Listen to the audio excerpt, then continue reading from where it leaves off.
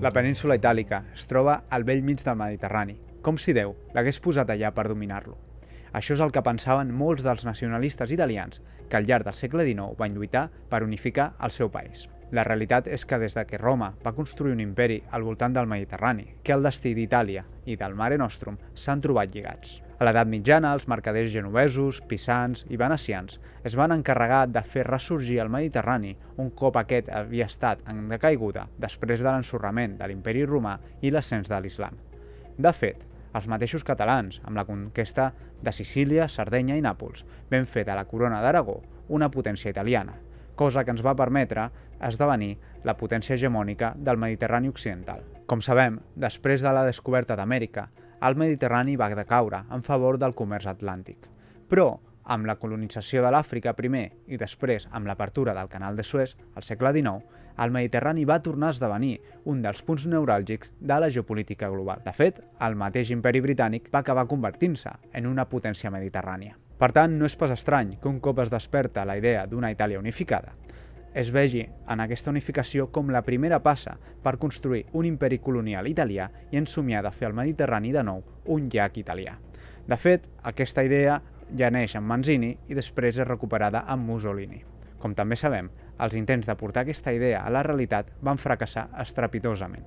Després de la derrota a la Segona Guerra Mundial, Itàlia va abandonar les seves ambicions mediterrànies durant moltes dècades. De fet, en els últims anys, si ens arriben notícies sobre Itàlia, sempre tindran un punt negatiu. En els últims mesos només hem parlat dels italians per fer referència a la dimissió de Mario Draghi, a la seva possible fallida econòmica i a la possible victòria de Meloni a les properes eleccions. Però el que hem d'entendre és que malgrat que Itàlia tingui molts problemes, en aquell país s'ha tornat a despertar les ambicions d'expansió cap al Mediterrani.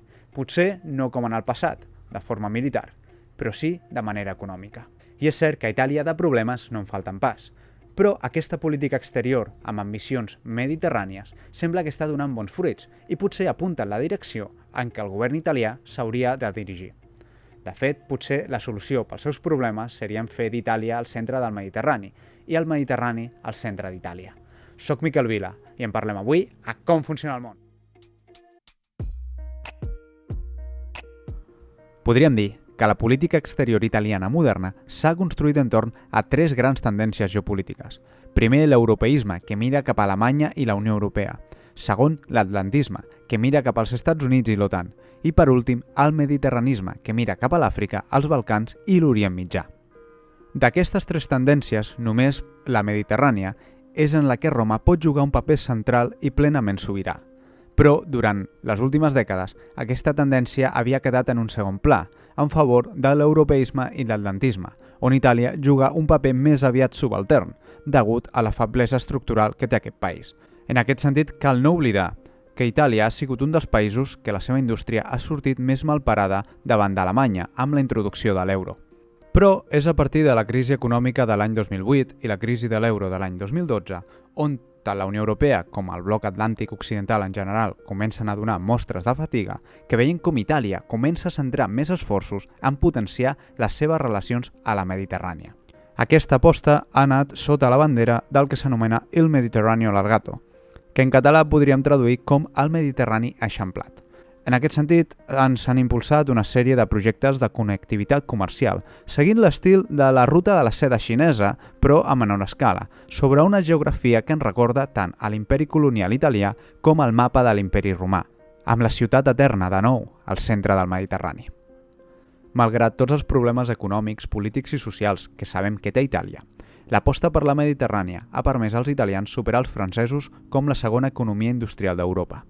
En aquest sentit, les exportacions italianes superen les franceses en gairebé un terç, i una part significativa d'aquestes exportacions van anar cap als mercats del Mediterrani. Però com s'està construint l'estratègia italiana al Mediterrani? Segons l'analista Michael Tahum, aquesta s'està treballant entorn a tres eixos d'acció. Primer, el desenvolupament d'infraestructures de connectivitat. Després, les inversions estratègiques. I tercera, el desenvolupament energètic. D'aquesta manera, un dels principals projectes de connectivitat comercial mediterrània impulsats per Itàlia és el corredor que va entre Turquia, Itàlia i Tunísia. El 2019, aquests tres països van acordar construir una xarxa de transport a través del centre del Mediterrani. des del Mar Negre fins al Magreb. El punt central d'aquest corredor econòmic seria el port de Taranto al sud d'Itàlia. I, de fet, el transport de contenidors en aquesta ruta va començar el juliol de l'any 2020. El segment entre Itàlia i Tunísia constitueix el principal pont comercial entre Europa i l'Àfrica. A través d'aquesta connexió, Itàlia s'enllaça amb Algèria i l'autopista transsahariana, que permet connectar Itàlia i Turquia fins a Nigèria. Gràcies a l'apertura d'aquestes rutes comercials, les mercaderies italianes han aconseguit obrir-se espai en els mercats africans i d'aquesta manera la idea del Mediterrani allargat s'estén des de les costes de l'Àfrica Occidental fins al Corn de l'Àfrica, a les seves costes orientals. A més de les inversions en infraestructures i el comerç de mercaderies amb els països africans, Itàlia hi ha construït el que alguns comencen a anomenar un imperi energètic. En aquest imperi, Eni, el gegant italià de l'energia, ha sigut la punta de llança, i aquí cal recordar que Eni és una empresa on el govern italià n'és el principal accionista.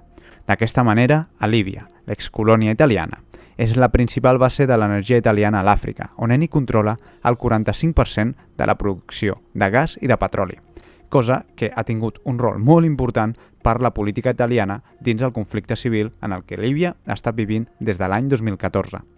Si ens desplacem cap a Algèria, el principal productor de gas de l'Àfrica, veiem que Eni és el segon soci estranger en el camp energètic. Allà, conjuntament amb l'empresa pública algeriana Sonatrach, Eni és la propietària del gasoducte que transporta gas des del territori algerià cap a la península itàlica a través de Tunísia, el Transmediterrani 1. A més, conjuntament amb Algèria i Tunísia, Itàlia està treballant per connectar la xarxa elèctrica dels tres països, amb Sicília com a punt neuràlgic. Si això es produeix, Itàlia esdevindrà un país més independent de l'electricitat europea que rep a través del nord d'Itàlia. I segurament això podria fins i tot reequilibrar les balances entre el sud i el nord del país.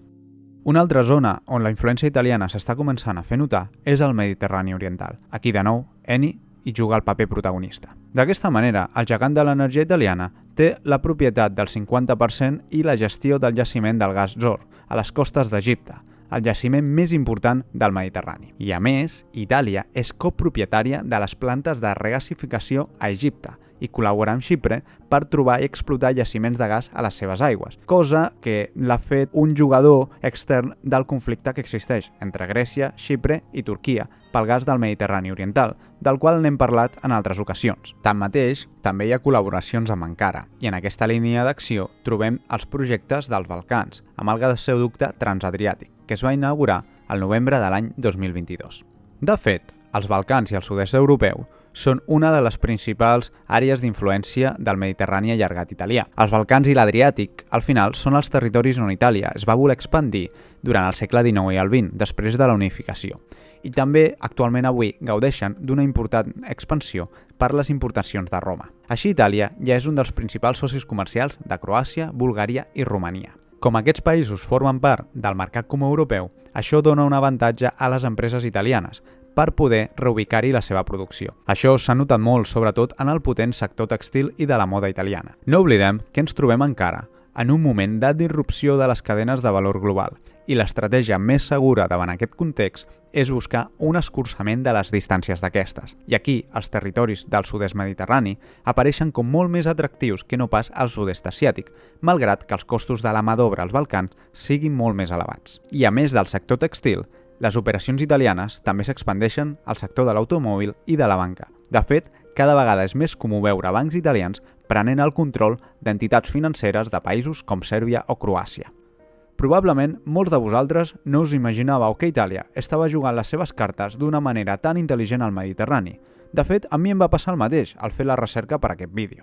Però tampoc no podem oblidar com Itàlia també ha de fer una sèrie d'equilibris a una regió que cada vegada és més complexa.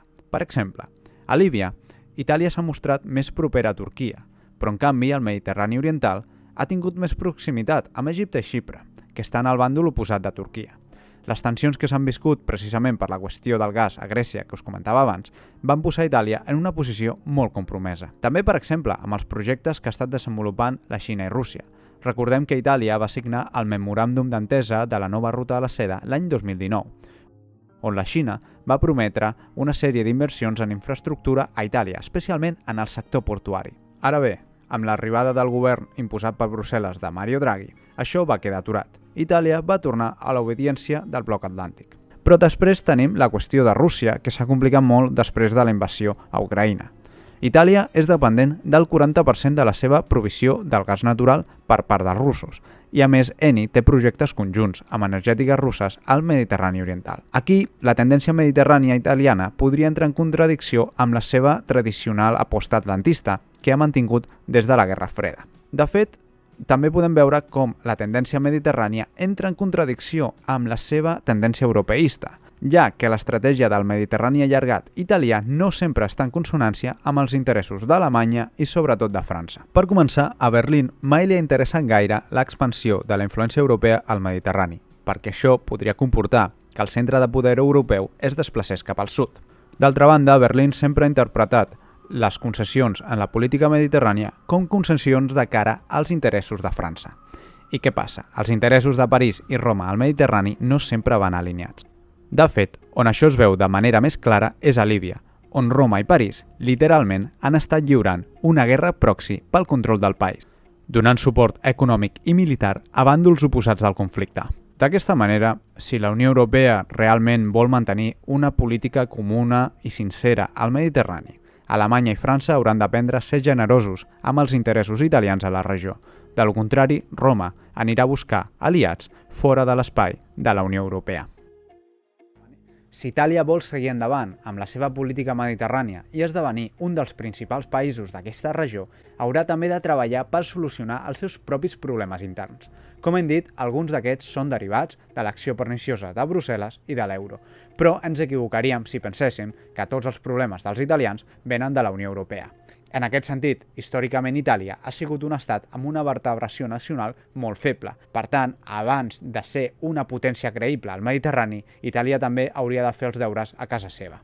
I és justament en aquest context, on les crisis són la norma i no pas l'excepció, on l'aposta pel Mediterrani eixamplat podria ser un horitzó més optimista pel futur dels italians, i on, si s'hi aboquen els esforços, potser alguns d'aquests molts problemes que té Itàlia podrien solucionar-se.